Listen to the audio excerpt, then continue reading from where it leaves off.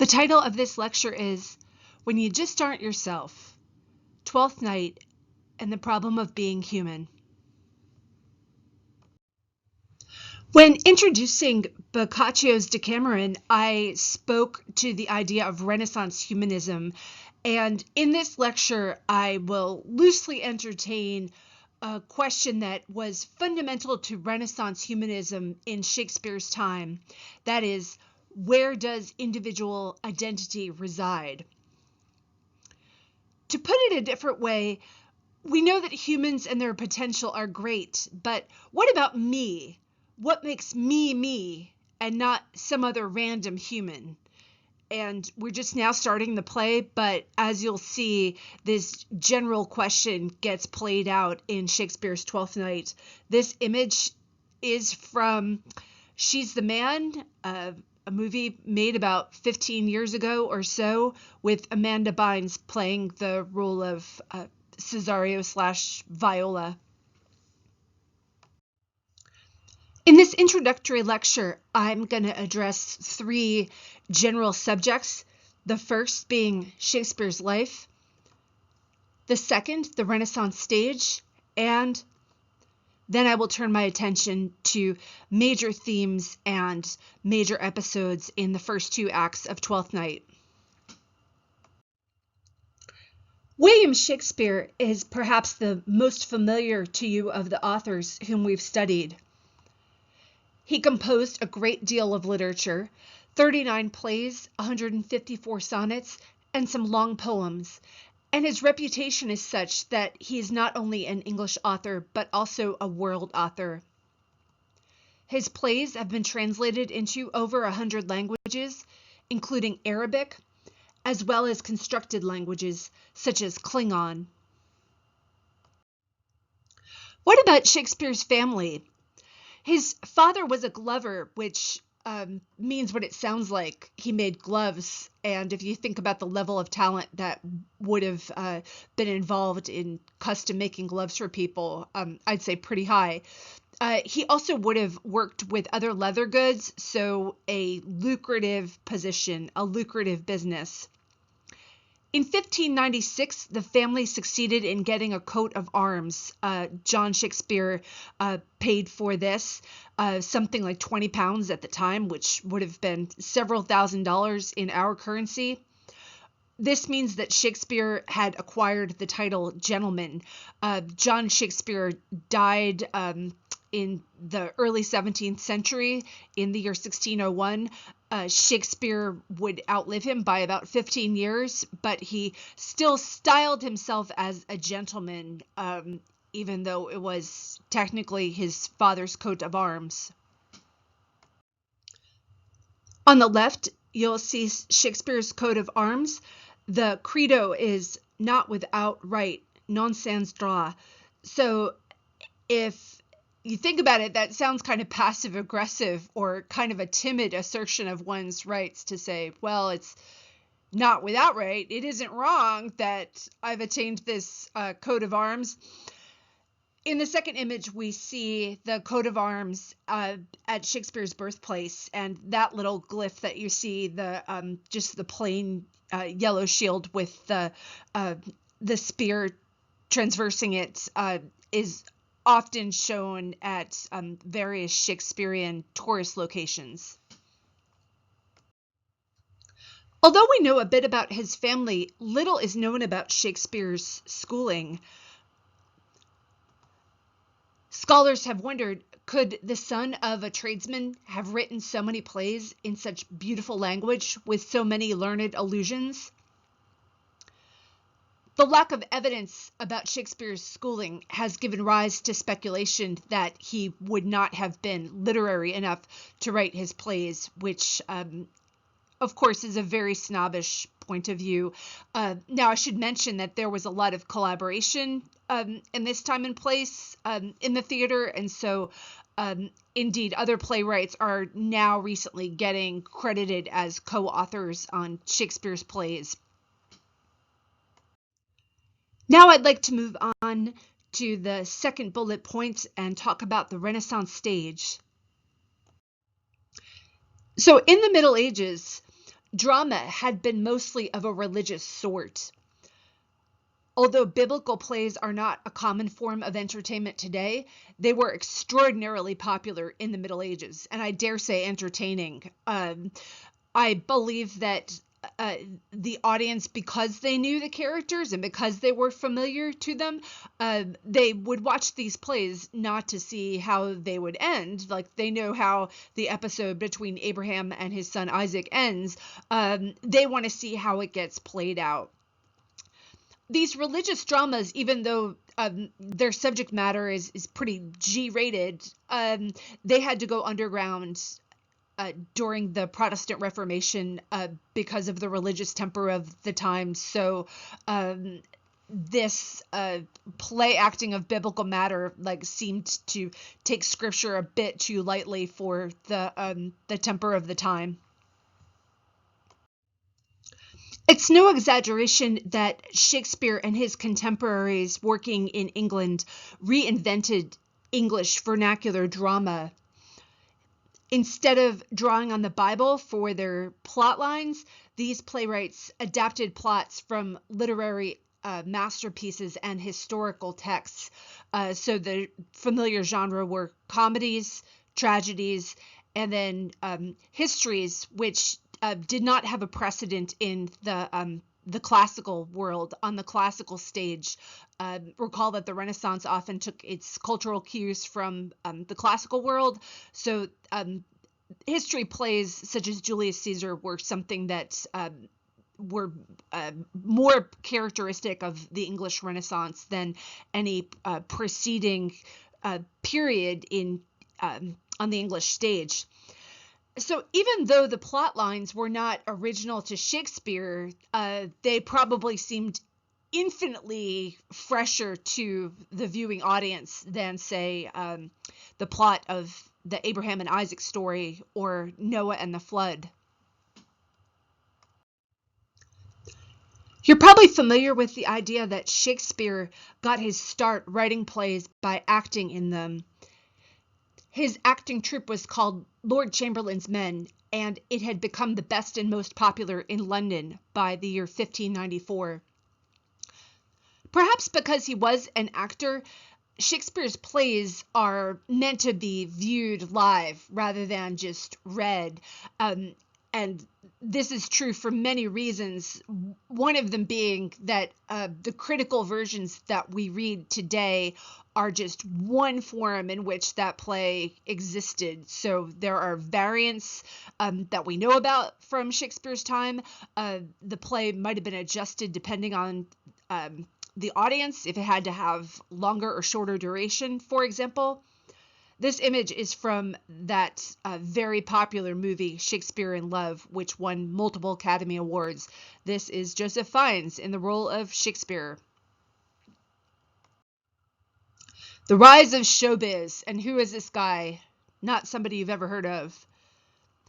Renaissance England saw the rapid development of acting as a profession. So in the Middle Ages, for example, those biblical plays that I mentioned would have been put on by something akin to community theater, not professional actors, just people pinch hitting to perform in the plays. So we know the names of some of these actors who worked with Shakespeare, one of them being Richard Burbage, who starred in the first performances of several of Shakespeare's plays, including King Lear, Hamlet, Othello, and Richard III. Burbage's career gives witness to an important aspect of the Renaissance theater and why it flourished, and that is the presence of permanent playing houses. In the Middle Ages, plays by and large were not performed in designated playing spaces. They would have even been performed in the streets as part of something like our double-decker festival, if you can imagine that. Richard Burbage had been introduced to acting by his father, who owned the theater. So the theater, when it was built in 1576, was the second permanent playing house in England. recall what I said, that in medieval times, plays had been local productions put on by amateurs who did everything from write them to act in them to fundraise for them to making the costumes. They were just performed in improvised spaces. Something like, picture at the double-decker festival, if a play was performed right there in the street with the crowd milling about. That is more akin to what medieval drama was like. Plays had been banned in London in 1572 to counteract the plague, as theaters were thought to spread contagion. So what did Burbage do? He dismantled the theater, floated it down the River Thames, and reconstructed it as the Globe Theatre in Bankside. So that was a different district. I think of it as being part of London, but it was just outside of the city limits, and they could get away with continuing their plays. So in this burgeoning theater district, there were 5 other playhouses, and thus it was kind of in the most popular part of town for taking in theatrical performances. Now I'm going to turn to some topics in Twelfth Night. Now we're going to look at some topics in Twelfth Night. They include sex and gender, order and disorder, and the marriage plot. In looking at sex and gender, we're going to consider 2 subtopics. The first is transvestitism, in particular on the Renaissance stage, and the one-sex model. This is an image from Trevor Nunn's production of Twelfth Night. That is Helena Bonham Carter playing the part of Olivia, and right now it escapes me the name of the female actor who is playing Cesario. Imogen, last name not coming to me. It's a good version of the play, not the one we're going to be watching, but good. Shakespeare's audience would have received Viola's cross-dressing as a mixed bag. They would have been used to seeing people in drag, so boys playing the parts of women on the stage, because women did not act on the English Renaissance stage. Even though it was conventional to have boy players play the parts of women on the stage, you had certain forces in that culture, namely the Puritans, who would have been a new religious group as of around the year 1570. Shakespeare's career spans from slightly later than that to the early 17th century. They thought that this cross-dressing was very harmful. So to put some names to those opinions, we have Puritan critics of the stage named Stephen Gosson, John Northbrook, and William Prynne, who argued that having men and boys dress like women was actually physically harmful. They argued that this not only effeminized the males, but physically affected them, like physically hurt the male sex organs, caused them to like shrivel up, doing irreparable change to this person's body. This is an image of one of the last known boy actors, Edward Kynaston. So his name is one of the few we know of these young professional actors from roughly Shakespeare's time. If this sounds a little bit overly cautious on the part of the Puritan critics, let me couch the situation in slightly different terms. Consider this: how often you've heard someone say, "I'm not the kind of person who would do something like that," like wear socks with Birkenstocks is the example I present here. But, if you do, well, congratulations, now you are that kind of person. So while the Puritans' objections to the stage may sound extreme, we have to look beyond them and think, what does their criticism of the boy players tell us about Shakespeare's culture? For one thing, they are curious about exploring the relationship between acting and being. So the stage, and in Shakespeare's case, his signature playing space was the Globe Theater. It doesn't just represent reality. The theater has a constitutive power to actually create reality. As Shakespeare wrote in A Midsummer Night's Dream, possibly appealing to the fact that his plays were staged in the Globe Theater. This is a shot from inside of that structure. All the world's a stage, and all the men and women merely players. So again, if we think about the objections to the boy actors from a slightly different angle, and consider them alongside of the dress codes that people in Shakespeare's culture were forced to observe, sartorial codes were enforced. These mandated what a person should wear according to his or her social station and or gender. So on a side note, recall that I said that Chaucer introduces his Canterbury pilgrims one by one, and he pays attention to what they are wearing because it is a similar situation in his culture from over 200 years prior to Shakespeare's. Indeed, 200 pieces of sartorial legislation, so legislation relevant to clothing, were passed in the 16th century. So if dressing above your station was quote unquote dangerous because you might be mistaken for an aristocrat, or you might get an idea that you are an aristocrat, that the clothes have made the person, so to speak, we can see why, or at least get some perspective on the Puritans' ideas that the cross-dressing would be harmful to the boy players.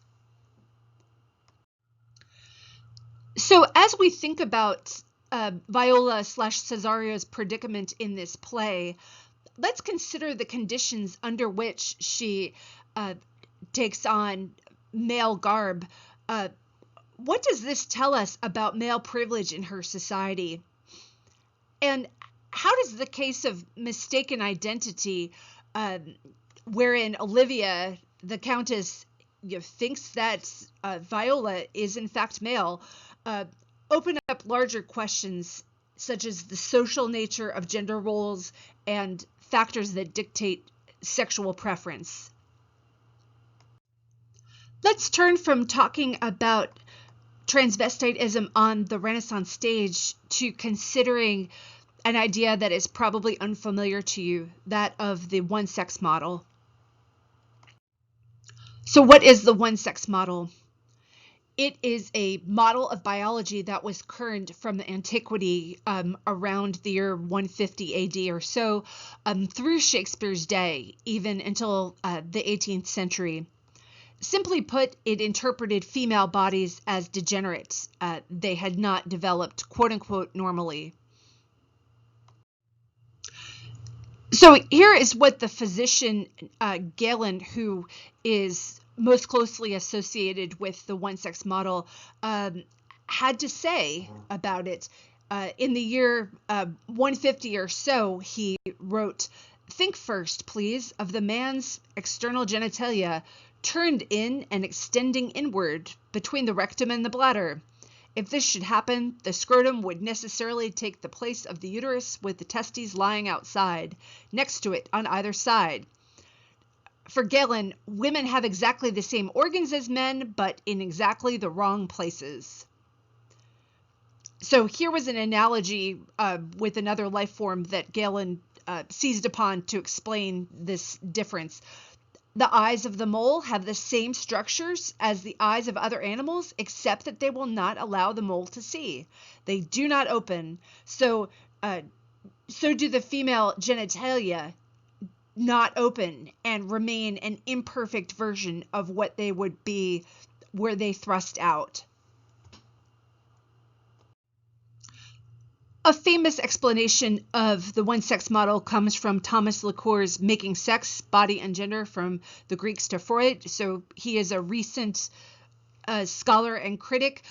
These images in his book come from a a couple of Renaissance anatomists. So one of them, Vesalius, is very, very famous as a 16th century anatomist. So as you can see in the captions, the male and female sex organs are shown to be completely analogous in this dissection, which I should mention that throughout the Middle Ages, dissection was forbidden, largely with few exceptions, because it was thought that people needed their bodies in order to resurrect, and so tampering with a dead body was verboten.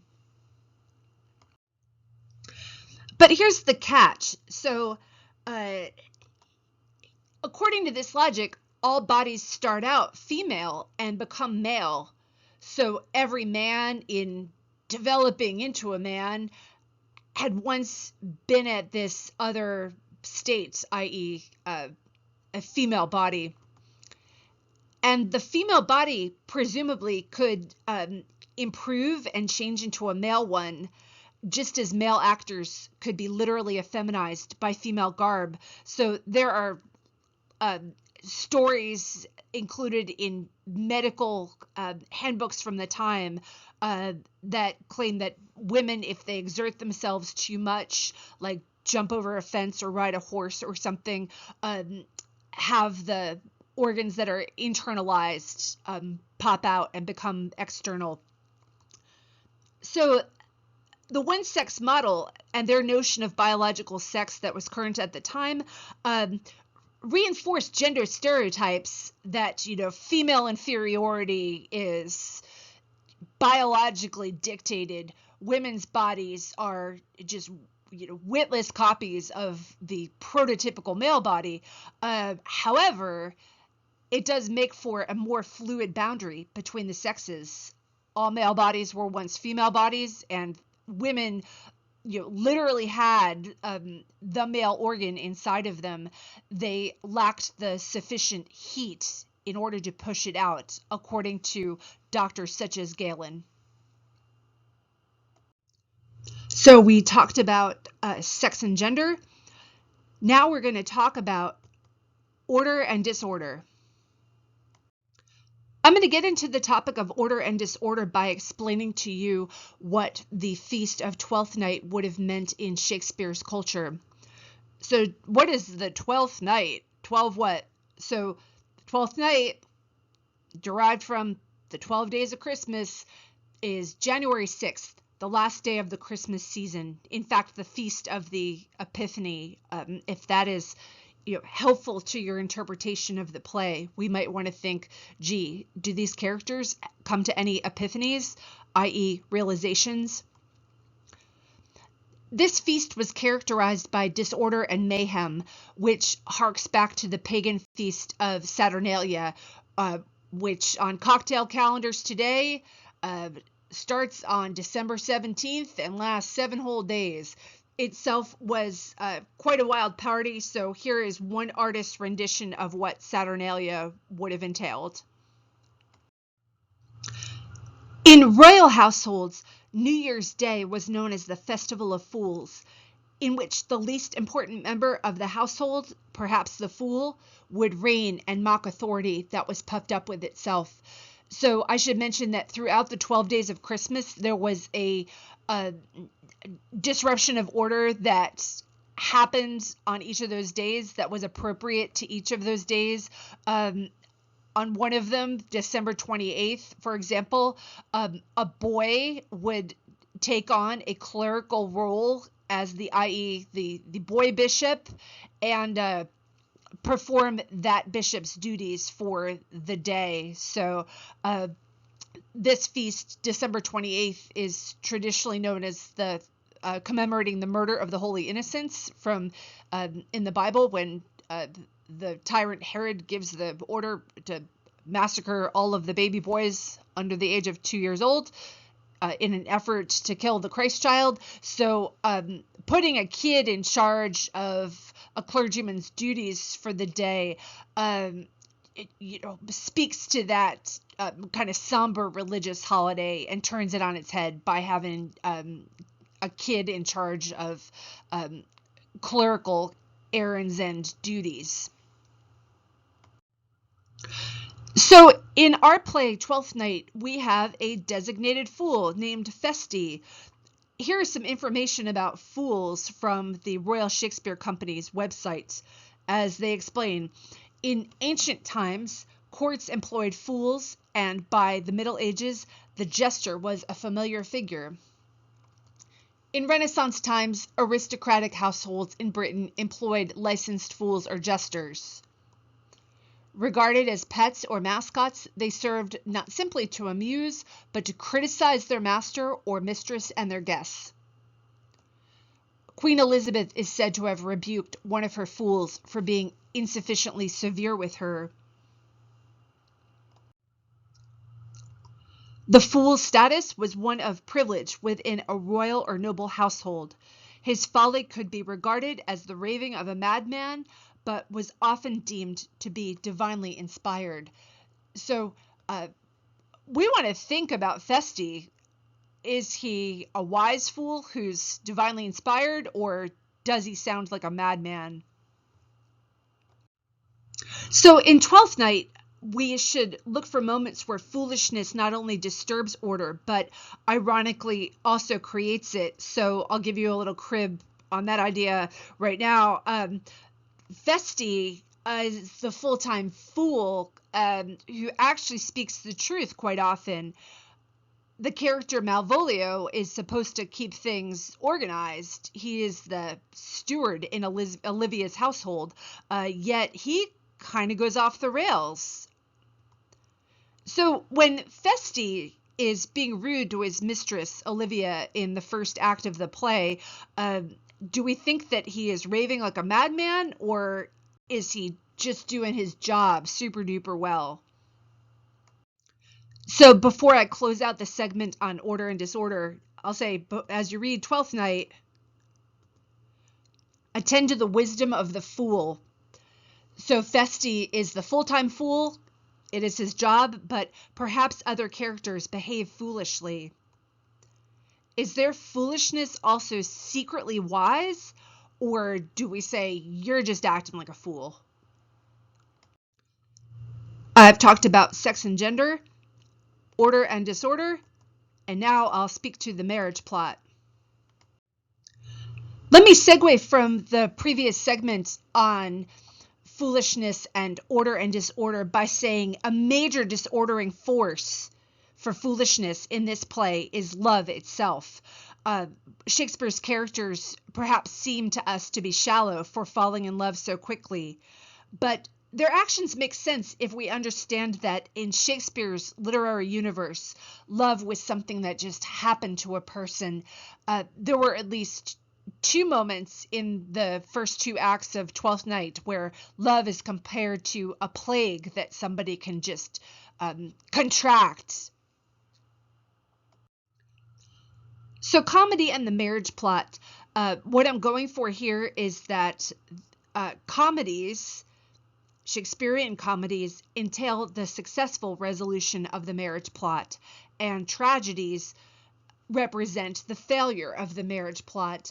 Here is a more formal definition of the comedy and the marriage plot. The Bedford Companion to Shakespeare defines comedy as a literary structure that moves toward happy ending and implies a positive understanding of human experience. Comedy is usually funny, although this is not a prerequisite. Comedy moves from confusion to order, from ignorance to understanding, from law to liberty, from unhappiness to satisfaction, from separation to union, from barrenness to fertility, from singleness to marriage, from two to one. And I bolded a few of the pairs that we'll be paying attention to in particular.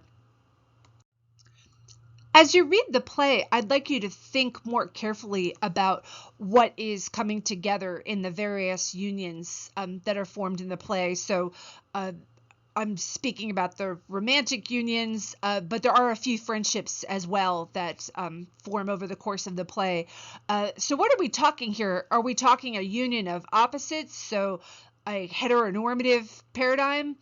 Are we talking a union of equals or similar beings? So that would be same-sex love, as well as people who are allowed to be together because they're in the same social class. And that's important. I'm going to talk about that in a couple of minutes. Or does a union imply two entities who were separated that then find each other? For now, I'll argue that the love and marriage circumstances in Twelfth Night implies a union of equals or similar beings, but in the sense of not same-sex love per se, because that would have been verboten in Shakespeare's culture, but social class. But indeed, as the play teases at equals coming together, there's an emphasis placed on finding somebody who's of an equivalent social status. Like, indeed, we hear echoes of the same-sex love attractions that are there in the play. Toward the end of Act 2, and then from the rest of the play on, the union of equals plot really goes off the rails and gets pretty ugly pretty quick when Malvolio finds that he's got an enormous crush on his mistress, Olivia. I'd like to think a bit about these relationships in Twelfth Night that are presented in the first two acts. We have Duke Orsino, who's in love with Olivia. He's moaning about this when the play opens. Viola is in love with Duke Orsino, as we discover in Act 1, Scene 4. Olivia falls in love with Viola, who's dressed as the character, her alter ego is named Cesario. And then, in addition to those three aristocratic characters wound up in that love triangle, we've got Malvolio, who's in love with Olivia. Let's first look at Duke Orsino and his love for Olivia and the feelings that he has for Viola. Let's start with Duke Orsino. He is so lovesick for Olivia that he can't even get up off the couch. Some stagings of Twelfth Night begin with Act 1, Scene 2, which has a shipwreck, rather than Act 1, Scene 1, because really, who wants to look at the Duke? They're pissing and moaning about how much he loves Olivia and how she's completely aloof to his affections and charms. The Trevor Nunn version of Twelfth Night, in fact, begins with the shipwreck instead of Duke Orsino's lounging on the couch and begging to hear sad music, thus to stoke his melancholy. And that is why he is my least favorite character in this play. And any romantic partner is way too good for Duke Orsino, for my money. Yet, I do have to give him a bit of credit because he is very kind to Viola and really seems to be developing a true friendship with her in her disguise as Cesario in the first act of the play. So he tells Cesario, "I have unclasped to thee the book even of my secret soul." He's hired Cesario to be his go-between to make his case to Olivia, but as we'll see, whereas he's obsessed with Olivia, he genuinely develops a friendship with Cesario. So nobody envies Cesario at this moment because, spoiler alert, she develops a full-blown crush for the Duke. But right now, she is employed by him to be his go-between, to speak to Olivia on his behalf. Duke Orsino thinks that Olivia will like Cesario because Cesario is similar to Olivia. He reasons that Cesario is a good choice because of their physical appearance and manner. He says, "thy pipe," so meaning your small pipe, your high voice. Thy small pipe is as the maiden's organ, shrill in sound, and all is semblative of a woman's parts. I know thy constellation, so your makeup or just your whole persona is right apt for this affair. So according to the Duke, the Cesario character is effeminate because he's still young. So he mentions this several times throughout the play and implies that, oh, Cesario, you haven't yet lived. You're so young. You don't know what it means to have a broken heart. Maybe that's a subtle reference to the one-sex model that women, which is what Cesario in fact is, because underneath the clothes, there's Viola. Women are underdeveloped men, so Cesario seems kind of effeminate because he still has to grow into being a man, as the Duke puts it. And maybe it's also a reference to the boy players on the Renaissance stage, because there is reference to the high voice with which Cesario speaks.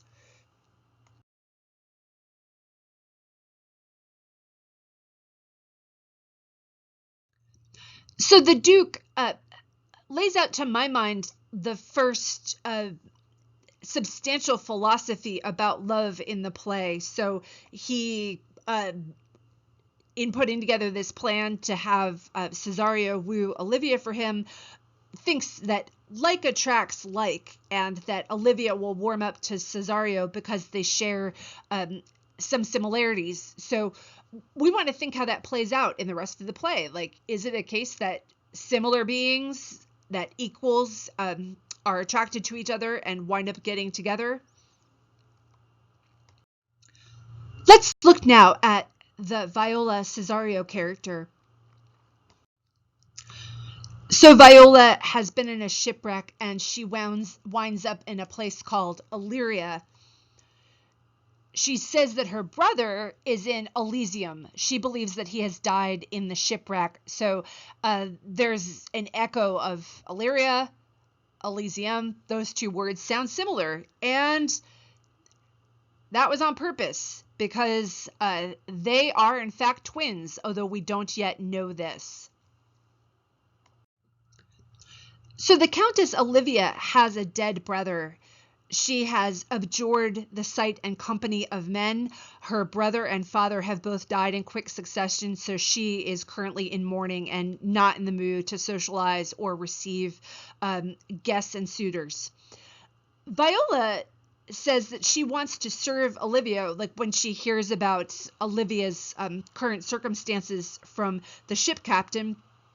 She says, "Oh, that I served that lady, and might not be delivered to the world till I had made mine own occasion mellow what my estate is." So right now, being in this new place, Viola's concern is that her social status, so she's of gentle blood in her home country, she wants to retain her native social status in this new place. Viola says to the ship captain, "Conceal me what I am." So she means conceal my female form in male clothing. But this gets complicated because we know that she eventually wants her social status to be known. So she's going to, find the right moment to kind of come into her own, as it were. Viola, she's eager to reveal her elevated social status. So maybe disguising herself as a man is the best tactic. She impersonates a man. Maybe she's even cribbing a bit from the way her brother behaves and acts, because he is her twin. So we see a gender-based status mingle with social status. What we have here is an intersection of gender and social status, and I picture Viola kind of playing at that intersection. As far as her love life goes, she's in a bit of a pickle. She has cross-dressed in order to get employment in Duke Orsino's household, but this same tactic that gets her entree to the household also would prohibit them from having an open love relationship. She finds herself in love with him, though. The very end of scene 4 in Act 1, whoe'er I woo, myself would be his wife, so the person that I'm wooing on behalf. So she's in a real jam because, yeah, she has to go and plead the Duke's case to Olivia, which must not have been much fun for her because she herself is in love with the Duke. Let's turn now and consider Olivia. So when Cesario goes to woo Olivia on Duke Orsino's behalf, it all plays out like a TV sitcom. Olivia falls in love with Cesario. Olivia is most concerned about Cesario's parentage and social standing. That is toward the end of Act 1, Scene 5. She has asked Cesario about his parentage, and then she replays the conversation in her head the way that one does when one has a crush on somebody. You think about all of the interactions you've had with them. So one way of reading this scene is that Olivia is so obsessed with Cesario's social status that she overlooks the fact that she's falling in love with a woman. And so it's a same-sex attraction, and she is more obsessed with the fact that they are of similar social standing. They're both members of the nobility, and thus would make a good match. Or alternatively, Olivia deep down realizes that Cesario is a woman and is indulging in this same-sex attraction. So I'm going to push pause on that for now because the relationship gets more complicated and plays out over the next few acts. And if we think that a love triangle is awkward, a love square is even more awkward. So thank you to Malvolio for making things more awkwarder. So Malvolio works as Olivia's steward. He keeps her household running efficiently, which means that he is kind of a killjoy, which means that the other characters don't really like him all that much. So he is the perfect mark for a prank that they have devised.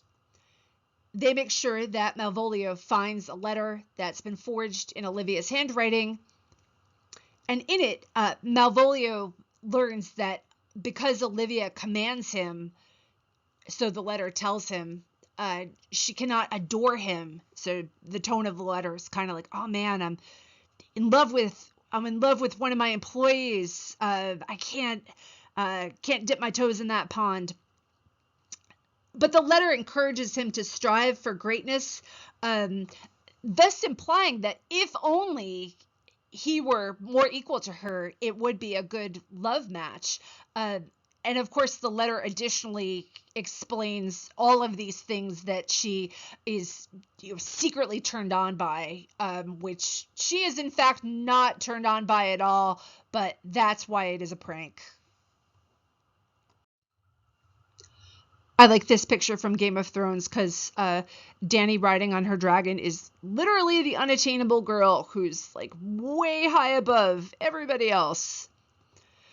But in the case of Malvolio, he thinks that he can climb the social ladder and become Olivia's equal.